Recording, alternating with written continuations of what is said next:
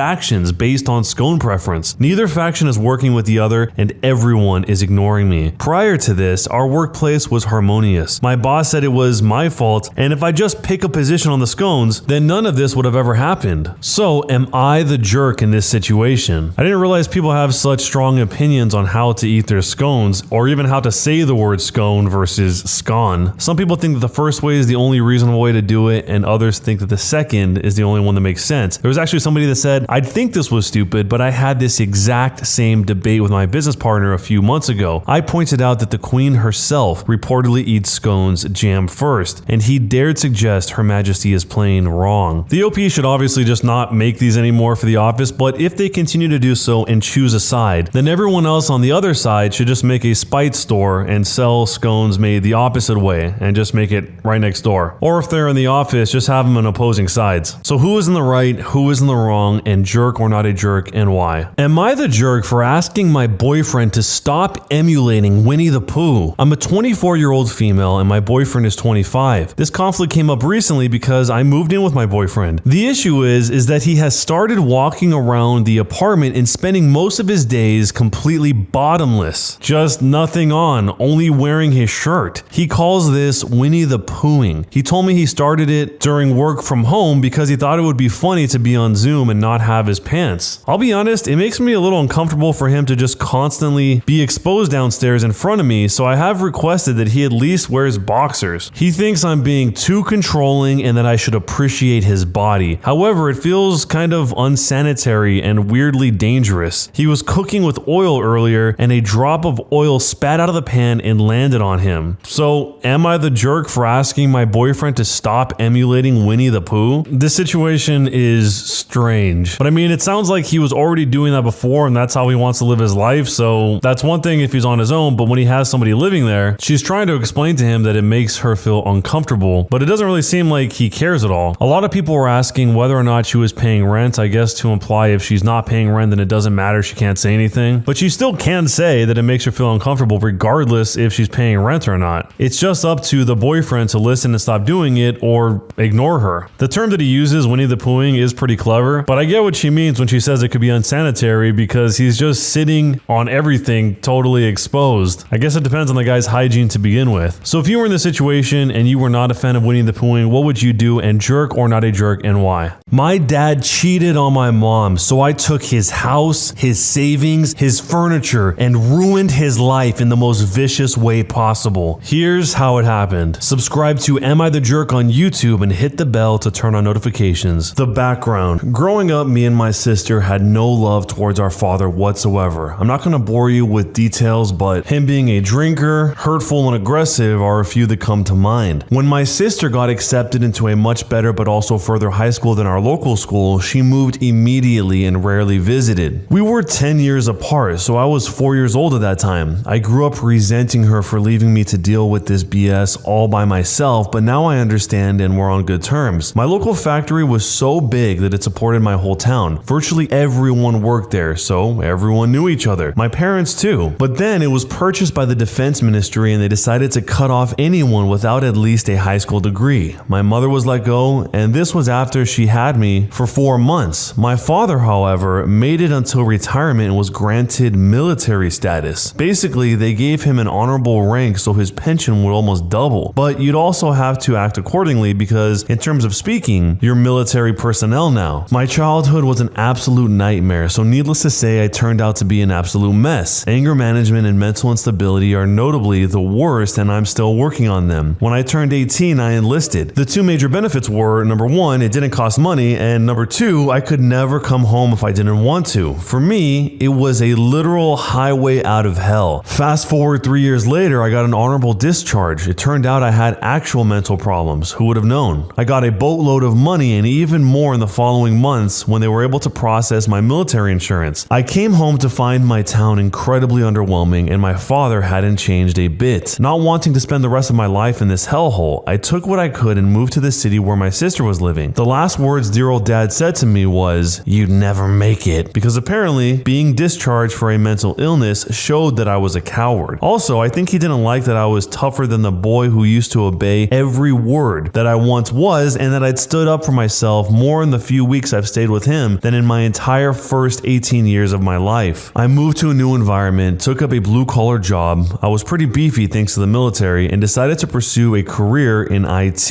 information technology, all while taking care of my mental health. When it all started, somewhere during this time, he got diagnosed with cancer. I was told that it was not dangerous, but operations were required. My sister had actually reconciled with him partly because of my mother a few years prior and would occasionally bring my niece home to visit them. She was quite successful, so she decided to pay for the whole thing. Operations, treatment, hospitals, recoveries, it was all hers. She paid for this whole thing while moving into a new house and buying her first car. Those things are very expensive in my country. My father had a huge bank account because of his pension, but he didn't have to pay a single penny. After a year or so, he's on recovery, and all in all, things were good. During this time, I was struggling with working, studying, living paycheck to paycheck, and had to rely on a social program to get my treatment for my illness. So I visited him every operation, though it wasn't anything tearful. If he didn't poke me, I was fine. After nearly a year of staying at my sister's house, he and my mother headed home after his doctor gave him a go. At that time, I was looking for a new job because the current job was horrible and it made my mental health actually worse. I was lucky to find one where most of my skills were transferred and I had enough time to finish my studying. One day, my mother called me in tears and asked me to come home that weekend. She told me that my father had been seeing someone else. Now, I must admit, I wouldn't put anything past this man, but then I thought she was paranoid. She still is, up till this day, about everything. And I resented the thought of going home on a 4-hour trip just for something that is utterly unimportant. So I calmed her down and I swept it under the rug. Fast forward a few months, I get another call, this time from my sister. She came to visit that week with my niece to inform them that she was 3 months pregnant. What was supposed to be a happy union turned into an absolute mess. Apparently, when my father left his phone unattended for a few minutes, his mistress sent him a very spicy picture of herself and my mom saw it pop up. Needless to say, all hell broke loose. My sister said that was the first in many years she saw my mother scream bloody murder at my father, and when he tried to strike her, my adult sister threw herself in between, which prompted her husband to throw himself in between because,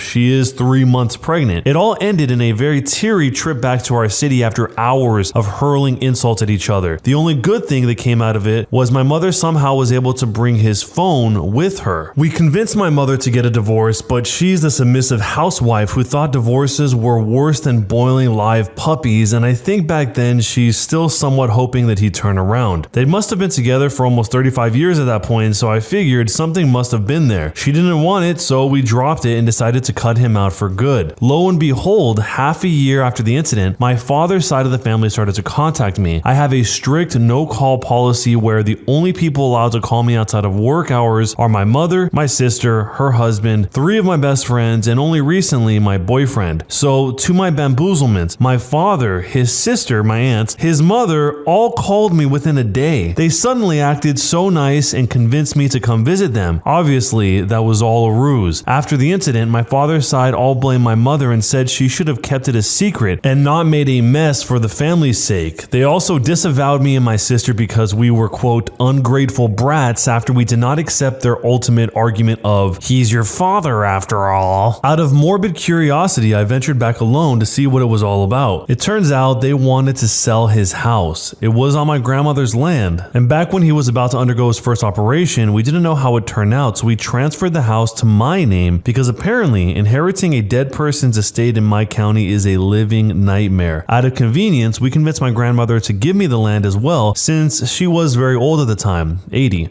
This was back when we were on good terms. I knew for sure they would rather gouge their eyes out than follow up with any of that if it happened a year later. I smelled something in the air. I couldn't place what it was, but I knew that it was there. So I told them, nicely, that I would think about it and went back immediately, faking an emergency. A plan formed when I was driving back, and that's the first time I've been so pleased about anything that I actually cracked a smile. I went to my sister's immediately. My mom had been staying with her and laid out a plan. After a year of living in the city, my mom was much more open-minded, and it only took a few moments to convince her to agree with the plan. That brings us to the plan. My sister contacted a lawyer and asked what our options were. Because both the house and the land were in my name, they had no claim to them, and any paper that didn't have my signature on it would be considered useless under the law. They could try and claim it was rented out, but then they'd have to move far away in hopes that I'd never be able to locate them, and I knew it'd be too much trouble for a couple of old folks. They could claim that it's his life achievement, but because he and my mother never divorced, it's technically half hers as well. This is when I came up with an idea. I asked the lawyer, what if my mother filed for divorce? He said it's highly unlikely the court would reward my mother's full claim unless we could prove that he was unfaithful before the separation. To his surprise, I could. Remember the phone that my mother brought back from that day? It was smashed during the fighting, but generally still in one piece. She asked me to throw it away a few days after, but I was too lazy to do so and just brought it back to my place and threw it into the loft. Suffice it to say, it provided us with more than enough proof of his indecency. The execution. After weighing our options, I called to inform my father that I would come home the next month to make an announcement. He was eager to hear it. Upon my arrival, they were so nice and sweet and whatnot, but after I introduced my lawyer, it's like they flipped a switch and suddenly became vile and violent. I presented him with two options. Either number one, relinquish any claim to the house, or number two, be served with a lawsuit. In my country, marital violations are 6-month probation minimum and up to 2 years in prison. After a lot of screaming and name calling, feet stomping and tantrums, he kicked us out. So naturally, I assumed he chose the latter. At the first hearing, my mom, me, and my lawyer were present. It turned out to be another screaming contest in which he made up all kinds of lies about my mother. At some point, my lawyer leaned in to tell me that if the officer didn't stop his rantings, it's likely they were buddies, and asked me to let him handle things. The officer told us that this case wasn't a priority. It would take months to process. We wouldn't like the paperwork, and it's best to settle this outside of court. My lawyer politely declined and told my father to expect another hearing soon, under much less friendly circumstances. He tried one more tactic in between, which was calling all the relatives and telling them how my mother was a B and I was an ungrateful brat, in hope of creating some kind of pressure on us. Very few of them took his side, and even if all of them did, I would have never let him go that easy. In the second hearing, he finally cracked and agreed to my terms to relinquish any claim he might have to the house and divorcing my mom. Basically, the only person who has any claim to the house now is my mother. I agreed to let him keep living in it for the rest of his life though, but not anyone else, aka his mistress, whom he was basically living with. That brings us to the revenge. This was where my work started. First, my sister gathered all the receipts from all the medical buildings she has paid for his treatment. A few of them were missing, but we were able to put up a huge folder. I was also shocked to learn how expensive cancer treatment could be. Not a fan. When we had a general sum of the money, we billed him for it. This is very unethical in my country since children are expected to take care of their parents, but we threw that out the window a long time ago. We also knew it was not a criminal case, so we just went to small claims courts and sent in bailiffs to collect, which was just this lady. She went with an I don't care what your excuse is attitude, and when he failed to comply, she sent in the thugs, the police, to start seizing assets. So goodbye to wooden furniture, a 27-inch smart TV, a fridge, and a reclining massage chair. All were bought by my sister as well. He had to pay out of his pocket because that lady insisted they continue seizing whatever he bought until she saw the money. Although the final amount was halved, my mother, under the eyes of the law, shared half of that for some reason. It still cost him 70% of his savings. Of course, this wasn't about the money. We were just petty. We told the moving company they could do whatever they wanted with the furniture. Looking back, I should have taken the recliner because my back hurts, even though I'm only in my late 20s. After that was done, I contacted the local factory to file a report. Remember the sweet pension he got with the condition that he behaved accordingly? Well, clearly someone had been a bad boy. They let him go with it even though it was a small town and everyone knew everything because nobody ever filed a report. But that's not the case anymore. I gave them a very detailed folder with pictures from his phone. To say that they were adult in nature was an understatement. They immediately set up a hearing and he was stripped of his rank, making his pension down to just over half of the original amount. I know this because old folks gossip like their lives depend on it, and my mother is not excluded. She was very happy hearing about that. It's all she talked about for a month. I was about to be done here, but a week later, my sister called to tell me that my aunt came to her door to berate her and her children. My sister was working from home. My mom also lived there but had gone out for for some reason. My sister just called security to kick her out and warned me that she could go for me next. I was seeing blood, not because of some lame Karen that could cause me inconveniences at most, but because she was screaming at my niece and my nephew. As a gay man, I know full well the bloodline ends with me, so I put all of my love into those little guys to the point that if I had been there, I would have bitten her head off. So I dug a little and found out that my aunt was knee deep in debt. She was hoping she could leech some money off of my father, if not from the money he made selling the house, then from his big bank account. Since neither of those were available anymore, she was very angry and she thought that she could lay it on my sister. You want to know what a man can do with determination and raging hatred? I never set up an online social presence, mainly because up until my 18th birthday, I was too poor to have a phone, and then the military taught me that it wasn't needed. But for this special occasion, I made an exception. I created a Facebook account and befriended her. I didn't even have to pretend to be anyone, since old people apparently accept friend requests from anyone. She had this vibe where she'd show off her money and vacations and her items like a wealthy person does. From my mother and her trusty gossip circle, I knew that she always told whoever she owed money to that she was struggling, so I figured she must be blocking them. The next part was easy. I just had to sell all of her selfies to everyone that she owed money to. I didn't have to declare it myself since I was literally on a throwaway account, so it's just a really long line of messages that showed my aunt spending her money lavishly. For the next few months, she was threatened, not with legal actions like I did, but with much more sinister actions. She would have thugs, not the police, throw gifts at her door, like paint, fish sauce, and sometimes literal poop. My mother also told me this, of course. She finally figured out what I was gonna do when I told her to find me a list of all the people she owed money to. That was just the revenge. This is where the pro-revenge starts. As much as I want to take credit for this, the idea wasn't mine. And forgive me for having to lay down a little more background for the pro-revenge. My father's side of the family is very traditional, where you would have one person acting as the head of the family deciding things that matter. This was way before the war, so obviously they don't do such things anymore. But the head of the family still has a certain voice. And there's this once in a year ceremony where we gather to pay tribute to our ancestors. During the ceremony, the head of the family will give a speech, then some announcements like who died, who got married, who gave birth, etc., etc. Then there will be a celebratory party where we basically get completely sloshed. My great-grandfather was the head. He had 3 sons and 2 of them died during the war, so my grandfather took the mantle, then my father, and eventually me. This whole side of the family is in another town that's like 3 hours away from our town, mainly because my grandfather didn't expect to be the head, so he moved out seeking opportunities. I found these gatherings redundant and unnecessary, but that year, I was actually looking forward to it. My father tried to keep the actual date hidden. It wasn't fixed, but generally somewhere in June. But he seriously underestimated my mother. She doesn't have a gossip circle, she has an infinite number of them. So my mother, me, and my sister's family all head back for it. The trip was 14 hours in total, but the end result was worth it. We timed it so that we would come 2 days earlier than my father, again thanks to her gossip circle. This side of the family had never heard the full story before, only the version that my father gave them, which was that he and my mother left in good faith. I actually gave my father some credit for not bad-mouthing my mom. After weighing all the pros and cons, we decided to let my mother loose, and she is exceptional when it comes to relaying details about her personal tragedies. I kid you not, if I had posted her story word for word, by this time next week, there would be a global justice for my mom movement. It took just 1 day for everyone to know what a jerk my father had been. The look on his face when we arrived with my aunt and grandmother and saw my family already there was priceless. He got the stink eye from everyone for the rest of the day. Nobody would initiate conversation with him, so he was just sitting there like a sad dog. Now, I know what they said about dead horses, but this idea was brilliant not to follow through with. My uncle, let's call him Oliver, came up with this. In the hierarchy, he is equal to my father, and in the event that my branch doesn't have a male successor, 100% what's going to happen, his branch will be the head of the family. He told me that I should take up the mantle. It was very sudden. I didn't have a speech ready. My father was supposed to do that, but Oliver told me I could just say whatever I wanted because nobody really paid attention to that thing anyway. All of the elders were okay with it. The speech wasn't even the best thing. At the celebratory party, people will be assigned tables based on the family tree. Heads of each branch will sit together, their children sit together, the elders sit together, so on and so forth. Because I was elevated to the head of my branch, I would be sitting at the big boy table. My father didn't even get to sit at the table because miraculously it was full, even though I could have sworn there weren't 20 of us and each table can sit up to 10. He had to sit at the regular table with my aunt and a bunch of nasty widows who didn't hold back on their snarky comments. I don't think he'll ever come back to one of those anytime soon. The aftermath. My father is now just a miserable old man. His mistress left him because surprisingly she was after his money. He's living in our old house with next to nothing. His retirement money, though half, was good enough for him to live with. Last I heard, his cancer has come back, and obviously this time my sister won't be paying for it anymore. He tried to initiate contact with my mother, trying to make amends. We had to block his number and his profile on my mother's account because she actually considered it. She has her soft sides. My aunt has to sell her house to pay for all the debt, or else they just continue harassing her. She now lives in a small house she bought with the rest of the money. I felt bad for her husband because he's actually chill and quite nice, but he's not the most decisive and therefore doesn't really confront her. I hope he's doing better. I have no empathy for her one and only son though. Let's just say the apple doesn't even fall from the tree. How do I know all of this? My mother's gossip circle. I left my grandmother out of this because she's very old. She's not demented in any way. She's perfectly sane, but she loved her son too much to admit that he's in the wrong. Also, she was very nice and sweet to me growing up. A lot of my good memories are with her. I'm sad she doesn't see my mother the same. I also stopped talking to her and would only visit her during Lunar New Year. She's lived in the small house that she and my grandfather built on the land that's now in my name. When she and my father are dead, I will carry out her wish to build an altar for her and my grandfather. Whether or not my father will be included is still up for debate. So am I the jerk for taking my father's house, his savings, his furniture, and destroying his life circle because he cheated on my mother? This revenge was wild. It pretty much borders on nuclear revenge at this point. There's a little more information from the OP saying, yes, I am Vietnamese. Infidelity is definitely a crime here. In fact, it's the first time I've heard that it's not a crime somewhere else. So thanks for this newfound knowledge. Also, clearly this wasn't spur of the moment. I have thought about it and what we should do if things turn out messy, but nothing concrete because of my mother's disapproval. We didn't just wake up and decide to scorch the earth. Just like the OP wasn't aware this wasn't the case in other countries, I didn't know that this was the case in Vietnam. Basically, the OP ruined their entire plans to just live the good life on the backs of everyone else. Going all the way back to the beginning when the mom called the OP asking to come back home that weekend and telling the OP that the father had been seeing someone else, the OP just thought that she was paranoid. But I wonder how this whole thing would have played out if he had gone home at that time instead of waiting a few months later when the mom saw the picture pop up on the dad's phone. And I also wonder if the dad actually thought that he had true love with the mistress and then was basically smacked in the face when during the aftermath she ended up leaving him because he had no money anymore. He was living in the old house that she couldn't live in. His retirement money was halved, and I guess she just wasn't interested at that point. So some people think that this revenge was going way too far, basically ruining the man's life, and other people think that this wasn't far enough. But how do you see this? Was it justified or not? Jerk or not a jerk, and why? A Karen comes into the restaurant screeching that she knows the owner and we need to give her and her group of friends the VIP table that's reserved for celebrities. But the thing is, I own the restaurant and I have no idea who this lady is. But I pretended to play along to see what would happen. During the course of the dinner, one of the girls asked me if she thought my life was worthless because I'm a waiter. That's when I decided all bets were off and I was getting my revenge. Here's what I did. Subscribe to Am I the Jerk on YouTube and hit the bell to turn on notifications. This all happened around Christmas and New Year's. My grandparents immigrated to Canada from Italy in the 70s and opened up a restaurant. When they passed away, the restaurant went to my parents, and over the decades they grew and expanded it. I've been working at the restaurant since I was 15. Over time, my parents got older and eventually retired, becoming snowbirds, going to Florida for the winters. They left the restaurant to me a few years ago, but still retained a small percent ownership as an additional revenue stream along with their savings. As soon as I gained control, I pretty much modernized the old place. I remodeled the restaurant, I changed the logo, reached out to the local and national papers to put out ads, I invited food critics, bloggers, vloggers, etc. It was very slow at first, and I began to worry that the loan that I took out to do all of this was the biggest mistake I've ever made in my life, and I ruined 3 generations of family businesses, but eventually it began to work. And a local, semi-famous YouTuber featured us in one of his videos that was the catalyst for more people to come and review, and eventually we were seeing 5 to 10 times the business we usually get, even if it's a Monday. We became a hot spot for major events, and it wasn't uncommon for a celebrity to come. On those nights, I even arranged for special high-profile clients to visit and cook for our guests. This cost a fortune. So during the holidays, we were beyond packed. It got to the point where people would have to make reservations in July to get a table in December. This process took years to get to the point where it is now. When it gets busy, I don't just sit in the back office. I'm on the floor doing whatever needed to be done, even if that means I greet people, bus tables, or even mop the floors. Other nights when we have high-profile guests or events, I'm in a blazer and I'm acting in charge though. On one night, a group of 6 women walk in. 5 of them looked like they were still in their early 20s, and the head of the group looked like she was in her mid-20s. My best theory was that she was one of the other 4 girls' older sister, or possibly an older sorority sister to an incoming college freshman maybe. I was greeting them at the door, and as they were walking up, Queen Bee Karen was telling the baby Karens on how this place is awesome. Food is amazing, and there might even be celebrities here. When she came up to me, she told me that she needed a table for 6. I replied, "Of course. Can I please get the name on the reservation?" She looked at me and said, "Oh, I didn't make one, but it's okay. The owner is a personal friend of mine. He said he always has 1 or 2 tables that he keeps open for special guests, and we can have one of those tonight." Now, generally, this is true of many high-profile restaurants, and lately I have been doing that as well, but I had no clue who this woman was, and she definitely never spoke to me about any of this. I did get that she was trying to get in without a reservation, but she literally picked the worst person she could possibly try and do this with. I told her, "I am sorry, but we cannot seat anyone without a reservation. As you can see, we do not have any seats available." I didn't want to go all out and say, "I'm the owner, and we have never spoke before, so I never promised you a thing," but I didn't want to embarrass her in front of the other girl she was with at first. She then went on and said out loud to one of the other girls to take a picture of me. She will speak to the owner and make sure that I'm either cleaning the toilet or fired by the end of the week. The other girls following her were like, "Yeah, kiss your minimum wage job. Goodbye." I'm not sure if they were in on it with her or they honestly thought that she did know the owner. Queen Bee Karen then went on and said, "Look, you can either give us a table or I can make your life very difficult. This is not worth losing your job." constantly pointing, just trying to put me down, and then saying things like, "Obviously you aren't anyone here, because if you were, you would know who I